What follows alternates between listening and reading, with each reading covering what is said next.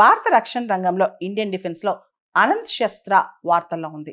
రీసెంట్గా defence acquisition council వాళ్ళు 30,000 కోట్ల రూపాయలు ఖర్చు పెట్టి ఈ అనంత్ శస్త్రాన్ని భారత్ ఎలక్ట్రానిక్స్ లిమిటెడ్ టెండర్ ద్వారా పర్చేజ్ చేయనున్నారు. దీన్ని యాక్చువల్లీ డెవలప్ చేసింది DRDO, defence research and development organisation. అసలు ఏంటి అనంత్ శస్త్ర? మనందరికి తెలుసు, భారతదేశానికి ఎయిర్ డిఫెన్స్ సిస్టమ్ అనేది చాలా ఇంపార్టెంట్. ఆపరేషన్ సింధూర్ తర్వాత కూడా మనం చూసాం మన ఎయిర్ డిఫెన్స్ సిస్టమ్ ఎంత స్ట్రాంగ్గా పనిచేస్తుందో. అది ఆకాష్ తీర్ కావచ్చు, S-400 సిస్టమ్ కావచ్చు, మన ఎయిర్ డిఫెన్స్ సిస్టమ్స్ చాలా స్ట్రాంగ్గా పనిచేస్తున్నాయి. ముఖ్యంగా మన బార్డర్స్, పాకిస్తాన్ చైనా బార్డర్స్ని సెక్యూర్ చేసుకోవడం మనకు చాలా ఇంపార్టెంట్ అనమాట. అనంత్ శస్త్ర ఒరిజినల్ పేరు QRSAM అనమాట, quick reaction surface to air missile system. ఈ QRSAMకి కొత్త పేరే అనంత్ శస్త్ర అని చెప్పొచ్చు అనమాట.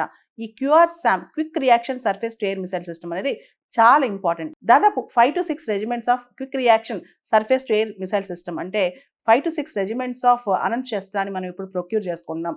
ఈ రెజిమెంట్ అంటే ఒక కంప్లీట్ సిస్టమ్. ఏదైతే ఎయిర్ డిఫెన్స్ సిస్టమ్ ఆపరేట్ అవుద్దో ఆ కంప్లీట్ సిస్టమ్ ఉంటుంది అనమాట. దానిలో fire control radar, command and control systems, battery systems ఇవన్నీ ఉంటాయి అనమాట. మనం చూస్తే కనుక 30,000 కోట్ల రూపాయలు ఖర్చు పెట్టి ఇండియన్ ఆర్మీ వాళ్ళు దీన్ని ప్రొక్యూర్ చేసుకుంటున్నారు. రీసెంట్గా ఆపరేషన్ సింధూర్ టైంలో కూడా MRSAM కావచ్చు, ఆకాష్, ఇతర ఎయిర్ డిఫెన్స్ సిస్టమ్స్ను మనం సక్సెస్ఫుల్గా వాడాం అనమాట. అండ్ డిఫెన్స్ అక్విజిషన్ కౌన్సిల్ వాళ్ళు ఇంకా కూడా మనం ఇండిజినస్గా అంటే స్వదేశీ పరిజ్ఞానంతో ఎక్కువగా ఎయిర్ డిఫెన్స్ సిస్టమ్స్ తయారు చేయాలనుకుంటున్నారు.